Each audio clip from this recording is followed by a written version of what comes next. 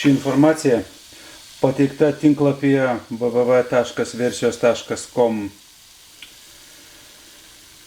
Coca-Colos kompanija naudoja abortuotų vaikų ląsteles.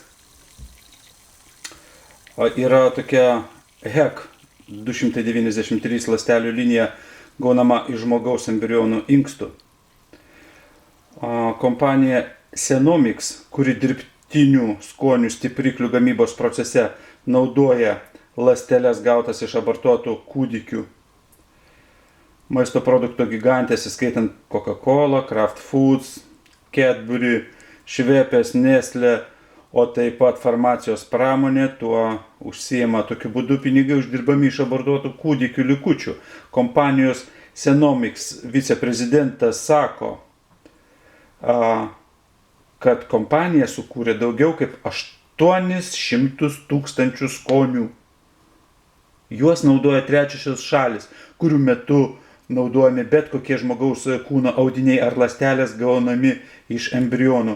Baltymas, kurio kokybė priklauso nuo HEC 293, išgaunami iš embrionų inkstų Olandijos Leideno mieste. Senomics firma įkurta 1999 metais. Kalifornijoje kompanija kontroliuoja 113 aromatizatorių patentų, dar 300 patentų šiuo metu yra išbandomi su medžiagomis gautomis iš abortuotų mažylių.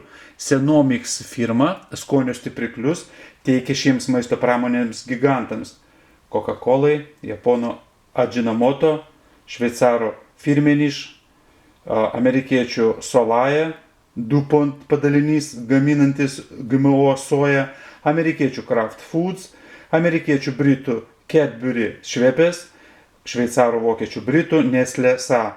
Šioms firmoms nerūpi, kad savo dividendus gauna iš kanibalizmo. Vartotojams irgi nelabai rūpi, kad valgo ir geria abortuotus vaikus. Naujoji pasaulio tvarka ne tik maitina mus negimusiais vaikais, abortų medžiaga naudojama ir gaminant brangias vakcinas bei prabangią kosmetiką. Egzistuoja mažiausiai 14 rūšių vakcinų, kurios gaminamos naudojant abortuotus kūdikius.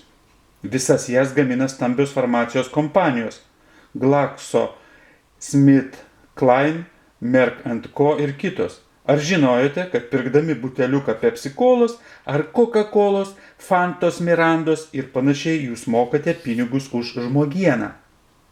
Coca-Cola įneša savo indėlį į abortų klinikų ir užslėpto kanibalizmo klestėjimą. O dabar pagalvokite, kiek žmonių jūs surijote per savo gyvenimą, pirkdami čipsus Lay's ir kavą Neste.